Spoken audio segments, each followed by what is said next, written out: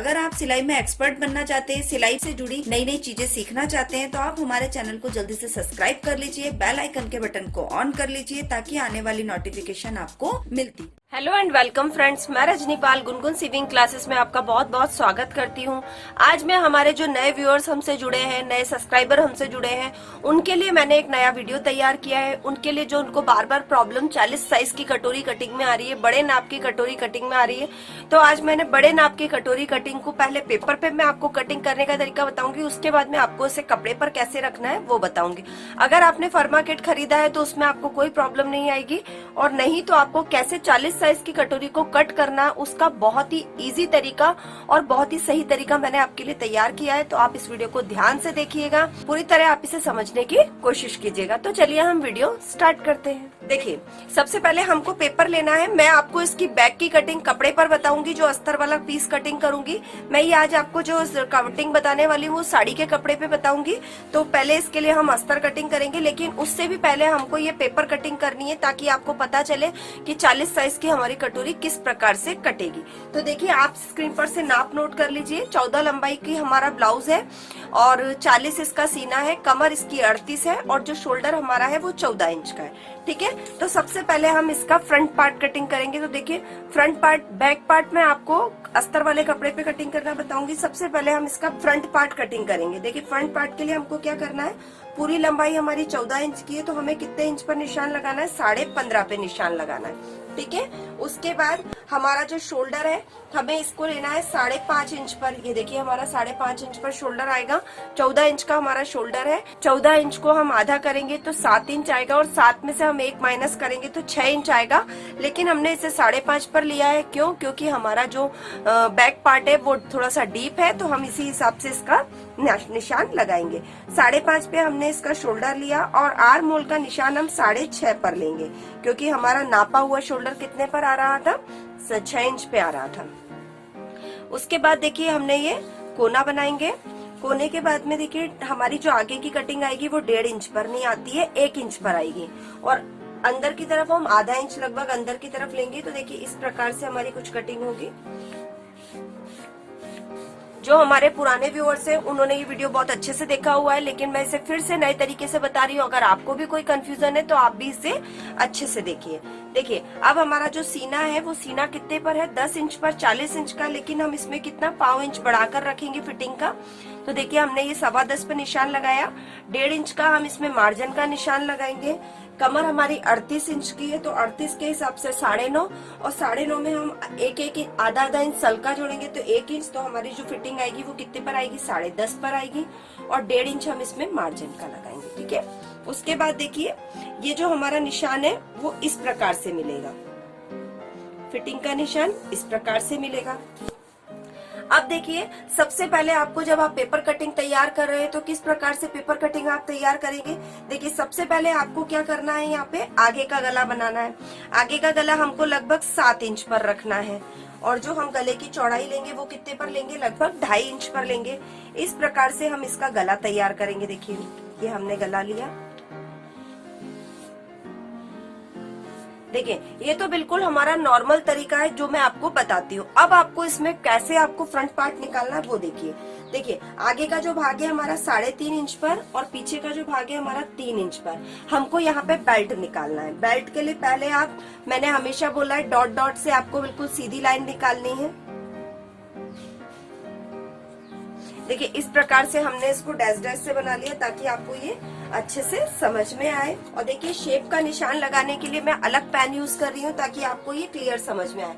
जहाँ पे आपने निशान लगाया है उससे लगभग आधा इंच ऊपर आपको निशान लेना है।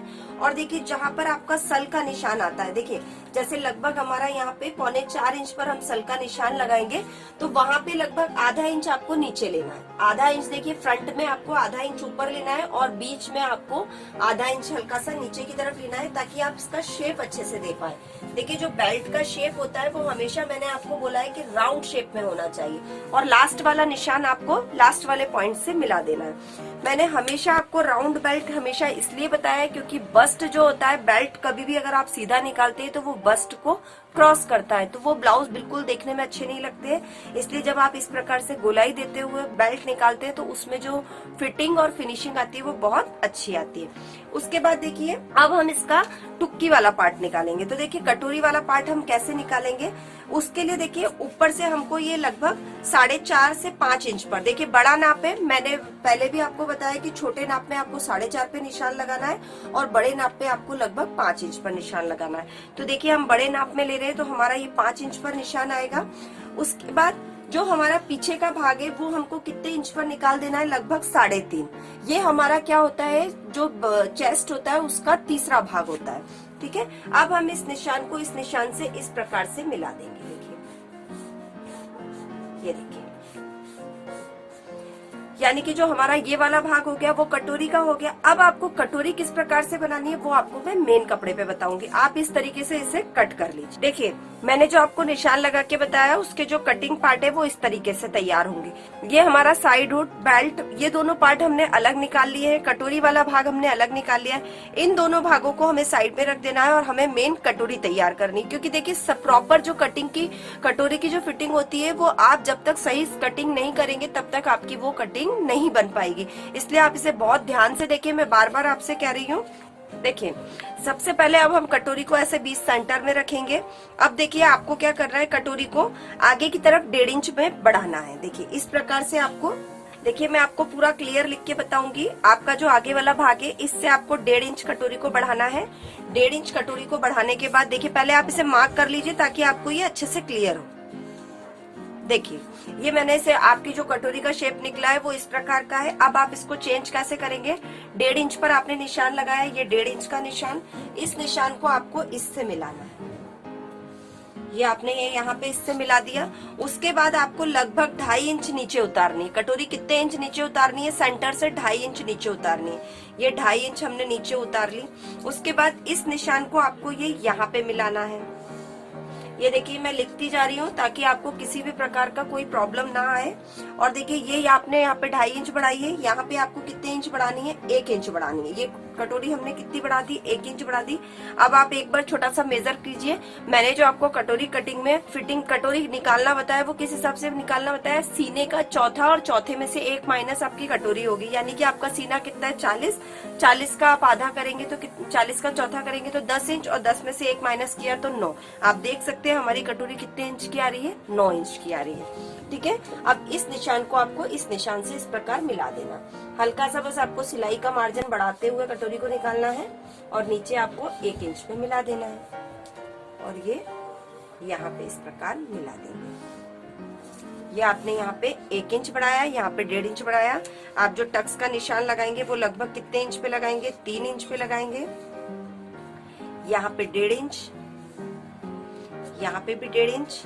ये आपके कटोरी का टक्स होगा इस प्रकार से।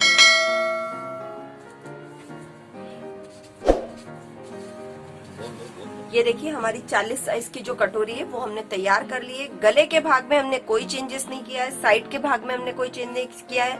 हमने नीचे की तरफ 1.5 इंच बढ़ाया, साइड में 1 इंच बढ़ाया और नीचे की तरफ हमने कटोरी को 2.5 इंच बढ़ाया।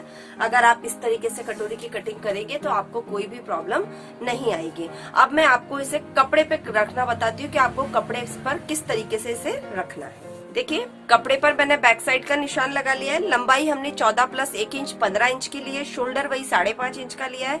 आर्म होल 6.5 इंच का लिया है और 1.5 इंच पर हमने इसके आर्म होल की गोलाई का निशान लगाया। फिटिंग का निशान 10.25 पे लगाया है। नीचे की कमर का निशान हमने 10.5 इंच पे लगाया है। और देखिए ये जो हमारा मार्जिन का 1.5 इंच का निशान हमने लगाया हुआ है। अब देखिए जो कटोरी वाला भाग था हमने जो कटिंग करी उसको आपको उरेब रखना है कटोरी का। इस चीज का आपको विशेष ध्यान रखना है कि आपको कटोरी हमेशा उरेब कपड़े में रखनी है जिससे आपकी फिटिंग अच्छी आए। अब देखिए इसमें हमने कटोरी के अंदर कहीं भी हमने कोई भी मार्जिन या सिलाई का नहीं बढ़ाया है क्योंकि हमने जो कटिंग करी उसमें हमारा सब कुछ इंक्लूड हो गया है। देखिए उसके बाद जो हमारा साइड हुड वाला पोर्शन है उसमें हमने नीचे कहीं नहीं बढ़ाया, साइड में नहीं बढ़ाया, आर्म होल में नहीं बढ़ाया। हमने जो अपनी गोलाई जिसमें हम कटोरी जोड़ेंगे उस वाले भाग में बिल्कुल हमने 1.5 इंच सिलाई के हिसाब से इसमें बढ़ाया है। बाकी नीचे की तरफ हमने कुछ भी नहीं बढ़ाया। बेल्ट भी हमने ऐसा का ऐसा ही ड्रॉ किया है। तो जब भी आप कटिंग करें, जो हमारे पुराने व्यूअर से नए व्यूअर से कंफ्यूज ना हो, ये कटोरी बनाने का एक नया तरीका है। आप इसे भी अगर फॉलो करेंगे तो आपको कटोरी ब्लाउज बनाने में कोई भी दिक्कत नहीं आएगी। और आपको हमेशा याद रखना है, कटोरी कटिंग के बाद में आपको एक्स्ट्रा नहीं छोड़ना है। बस आप जब साइड हुड बनाएंगे तो उसको आपको थोड़ा सा उसमें सिलाई का मार्जिन जरूर छोड़ना है। इस चीज का आप विशेष ध्यान रखें। मुझे आशा है कि आपने पिछले संडे कमेंट बॉक्स देखा होगा, उसमें मैंने आपके कई सारे सवालों के जवाब दिए हैं, कई सारे जो आपकी प्रॉब्लम्स थी उनको क्लियर किया है। और अगर आपने अभी तक वो वीडियो नहीं देखा है तो प्लीज आप यहाँ पे क्लिक करके इस वीडियो को देख लीजिए। तो मुझे आशा है कि आपको ये वीडियो पसंद आएगा, आप इसे प्रैक्टिस करेंगे, आप इसे फॉलो भी करेंगे। और फिर भी अगर आपको कोई प्रॉब्लम आती है, फिर भी अगर आपको कोई दिक्कत आती है तो आप हमें कमेंट कीजिए, हम आपकी प्रॉब्लम्स को दूर करने की पूरी कोशिश करेंगे। Thank you. तो मिलते हैं नेक्स्ट वीडियो में।